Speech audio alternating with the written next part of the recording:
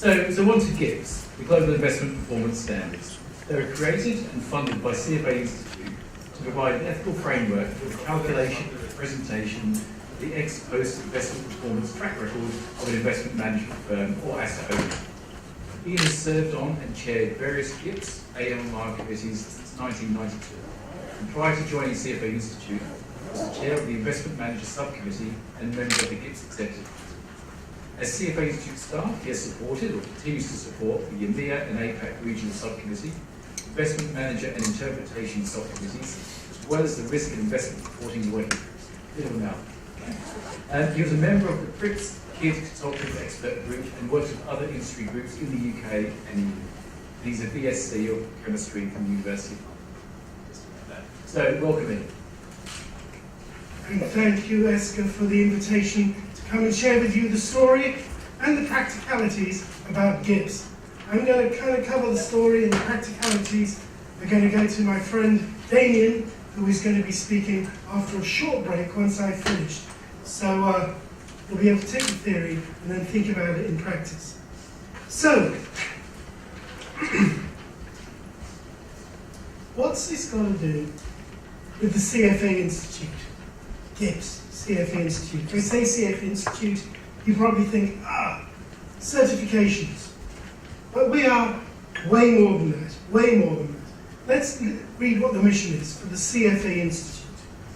Lead the investment profession globally by promoting the highest standards of ethics, education, and professional excellence for the ultimate benefit of society. Now, somewhere in that mission sits what we're going to be talking about tonight. And let's sort of unpick the mission and find out where we sit in that. But first, let's look at what the mission really has supporting it.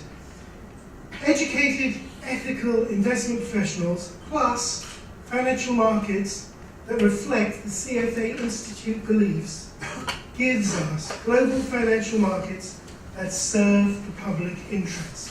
That's what we're looking for under the mission of CFA Institute. So let's look at that mission and the Institute and break it down into strategic functions. We basically look at three strategies, and I'm going to focus on the far right, building market integrity. From the members and the candidates' perspective, building the market integrity accelerates the professional success of those folks. The outcome of doing that is the generation of regulations that align firms and clients together. Unity, rebuilding trust. It's all part of that. So we are way more than just the credentials. And by the way, particularly relevant to what we're going to be talking about today, not just CFA, but let's not forget CIPM, Certificate of Investment Performance Measurement. This is Global Investment Performance Standards. See those two middle letters, the I and the P, common to GIPS, common for CIPM. It's a very, very relevant credential to these standards that we are supporting and promoting through the CFA Institute. We are the gold standard, we being CFA Institute, the gold standard of professional knowledge and business ethics in the investment industry. That is what we set out to be, and that is what we strive to be. That is what our mission will enable us to be. Gold standard of professional knowledge and business ethics in the investment industry. So if I focus on building the market integrity, that really equates to standards and advocacy. You can see we're now getting towards where GIPS sits in the framework of the CFA Institute.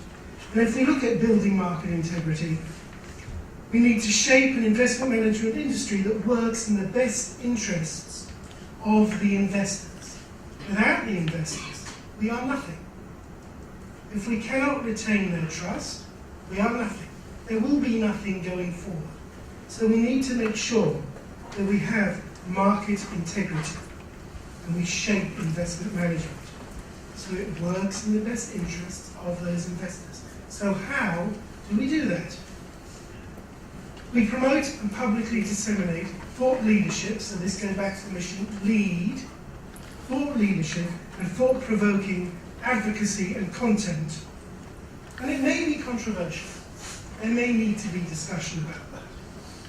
We also create professional standards and practice and practical practitioner tools. This is where we come into it, the GIBS standards. Actionable, deliverable, innovative outputs, new ways of doing things, better ways of doing things, support the mission. And then partner to affect regulations that improve investor protection. So work with regulators, but other stakeholders in the industry through our standards and advocacy mission that really support better investor outcomes. So let's get right into the details then of GIBS. As Steve said, I'm a member of, Steve actually said, Global Investment Performance Standards, but we are even more than that. We are actually now a group that is called Global Industry Standards. We have had a number of products supported by the CFA Institute, which now we have brought together in an umbrella called GIS, Global Industry Standards. Global Industry Standards is part of a larger group called Ethics, Standards and Professional Conduct. So you can see the sort of theme that runs through that, okay? Within GIS, we currently have 4 active products, and we are looking at adding additional industry standards where we see the need. And the one that we're going to be focusing on tonight is GIBS, the Global Investment Performance Standards. Steve gave you a brief historical rundown of what that is. And you can see there on the slide where we are now. As of the end of December 2018, we have over 1,700 firms that claim compliance with the GIBS standards. Those firms are domiciled in 43 different regions, territories, countries. So truly global, truly global. 86 of the top 100 asset managers ranked by assets under management claim compliance for some, part, or all of the assets that they manage. Those, if you look at the assets under management of those 86 firms, that represents somewhere in the region of $60 trillion. That's a significant proportion of global assets under management that are managed by firms that understand the value of the GIBS standards. So we think we're doing okay. 1,700 firms is a drop in the ocean if you look at the absolute number of firms. But in terms of the assets under management, we have made a significant inroad in that. I must also add that the GIBS standards are applicable to asset owners. If an asset owner wishes to follow the standards. We currently have 11 asset owners that claim compliance with the GIBS standards, and I am delighted to say that today, SAMA has publicly announced its compliance with the GIBS standards and believes that it provides for them a truly global structure that they can follow and implement, and gives them added confidence that what they are doing is following best ethical practices in relation to global investment performance standards. So we can see that in this region, there is beginning to be a real groundswell of support and a concept that these standards are valid and useful.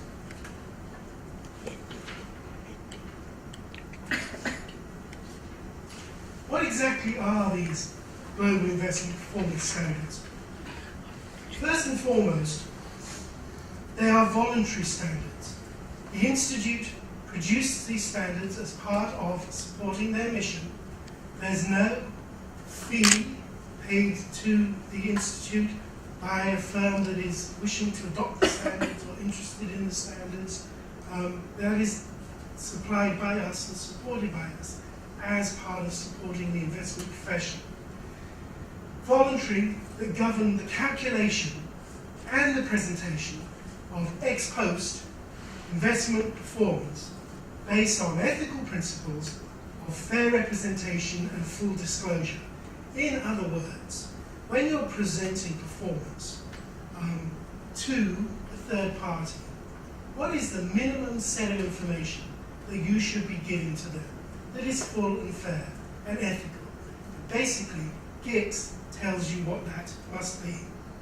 If you claim compliance with GIPS, you are undertaking to do all the requirements in GIPS to ensure that what you calculate and what you present in terms of your actual performance to prospective clients is done following the standard. The mission of the GIPS standards is to promote ethics and integrity and instill trust through the use of the GIPS standards by achieving universal demand for compliance by asset owners. We've made some headway on that way today, which is wonderful. Adoption by asset managers and support from regulators for the ultimate benefit of the global investment community.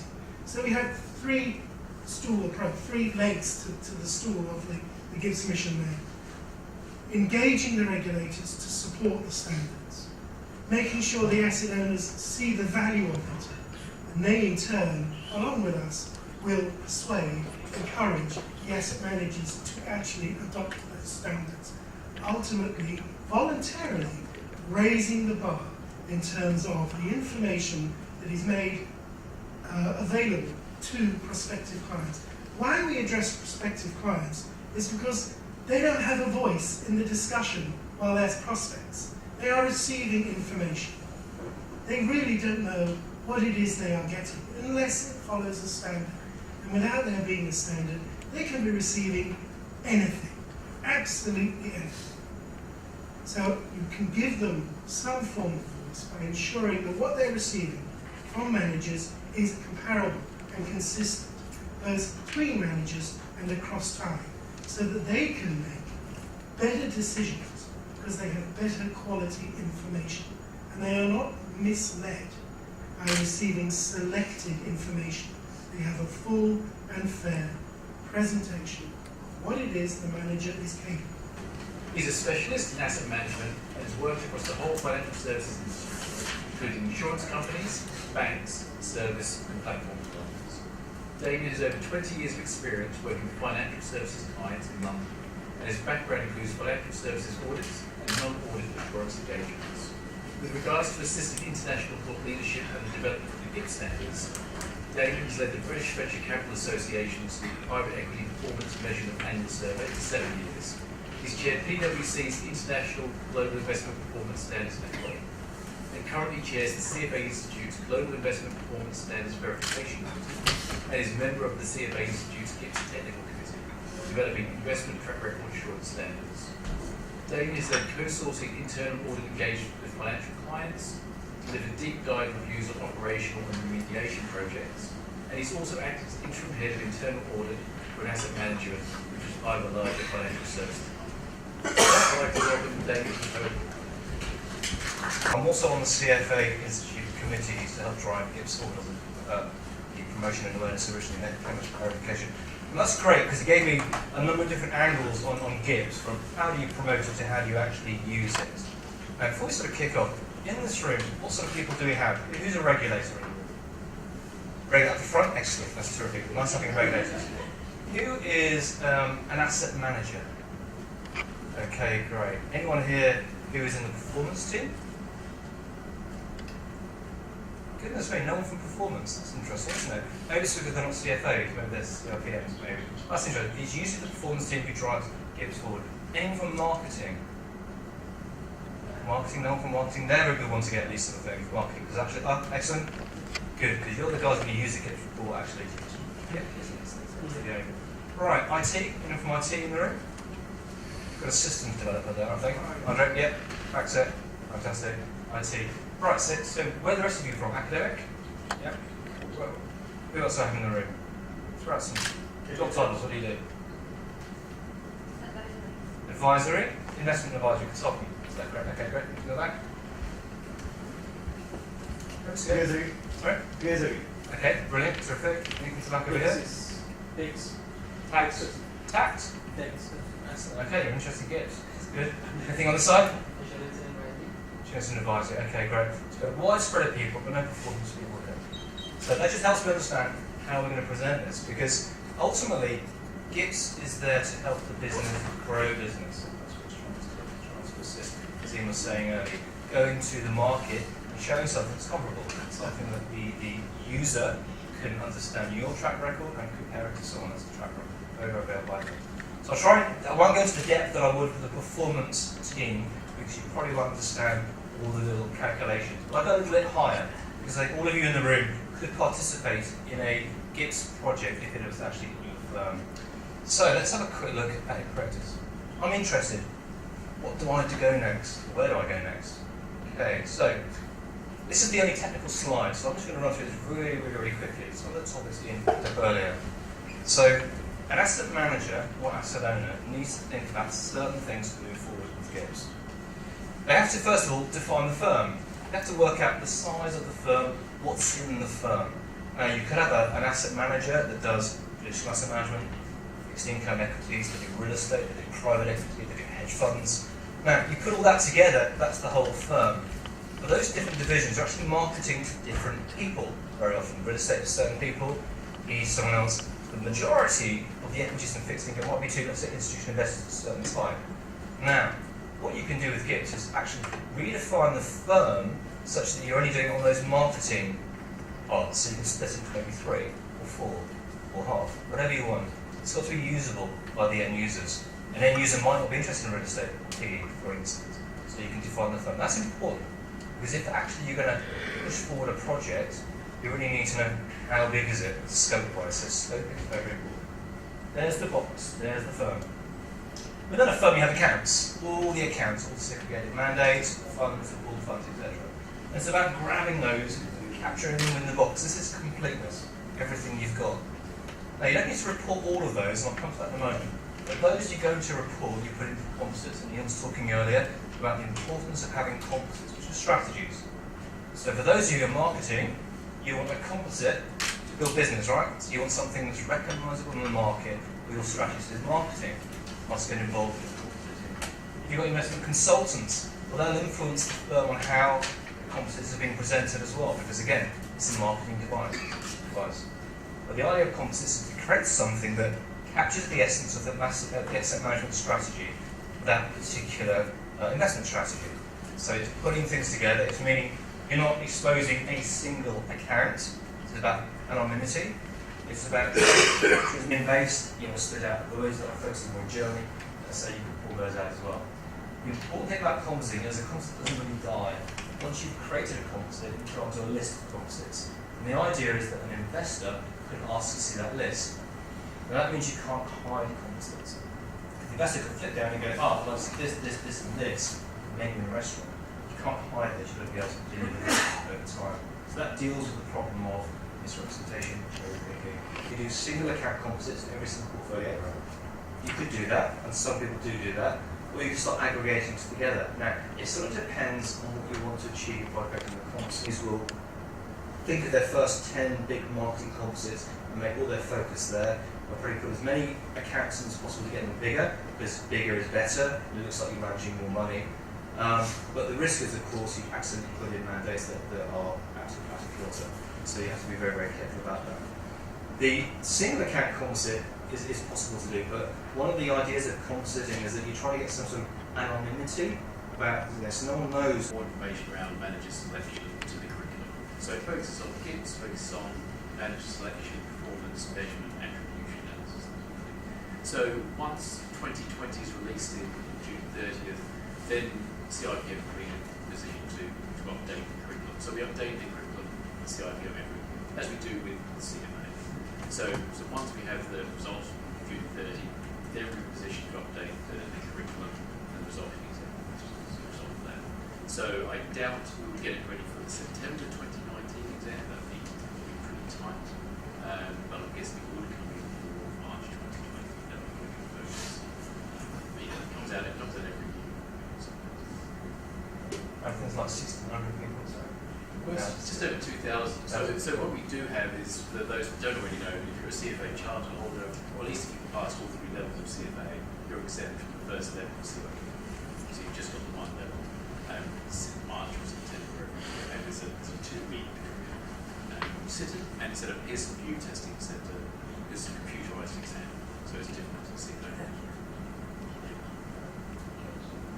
Anything else? Okay. So that's the end of my presentation. I think we've hit 8 o'clock, is that right? I promise they are. So you're masking it by this. Now, if you've got X number of single account composites, and people in the market know certain funds, they can probably make a link and guess through it. So compositing helps them carry on the written part as well. But effectively, compositing is a way of just demonstrating a strategy.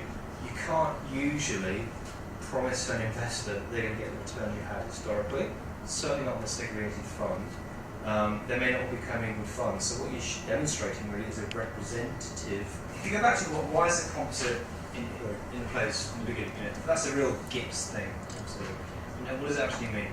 What it means is the firm is collating certain portfolios that look similar trading strategies, and the idea is the average is kind of similar to all the contributions within it. That's the aim. And there's a standard deviation presented to show how close all these accounts are. So you could have 30, 40 accounts in a composite, and this will be very, very tight. So as portfolios in there, let's say, can also have derivatives, because over time, they'll go off in a certain direction. So it's all about keeping the mandates close. You would hope the organisation has sufficient management over mandates that risk management requirements are keeping the managers straight to the mandate. So they shouldn't be going outside the mandate. So if you can guarantee within the firm they stay within the mandate, and you've selected the right composite for those mandates, theoretically over time, you shouldn't get much variance. So a composite should put many similar accounts together to create a nice large composite, because it shows you managing lots of funds, etc. There's various reasons for having a composite. And those composites have the composite reports, and that's the GIPS reports that go to the market. Now, you don't have to catch all the accounts. You can take out non-discretionary. So these are accounts you're running for someone, but that person has quite a lot of involvement in your running. They stop you doing the investment decisions you want. Therefore, you can't really claim the credit for the return if someone else is breathing over your shoulder and saying you can't do that. So you can exclude those, and you might have a minimum account size. You might not be able to invest it as full as you would at a large one. So take those out, and that's in there. You have to be sure you've got correct input data. That's absolutely key, input data, because of course garbage in, garbage out. Got to get that right, and that comes down to having good IT systems that's pulling information from front office, back office, custodians, external advisors, any way you're getting information. You can benchmark data from the market. You then have to run it through some sort of calculation methodology system, right? Really less, absolutely. But people do use Excel spreadsheets, and I've had clients using Excel spreadsheets for years, and they always have mistakes. There are mistakes all over it. So every year I have to go back and recheck the whole track record.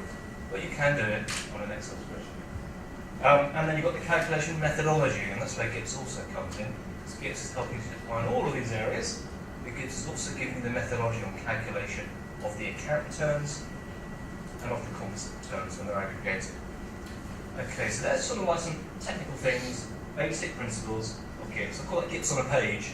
I've left PwC in the corner in case anyone's photocopied it. Okay, so that's right.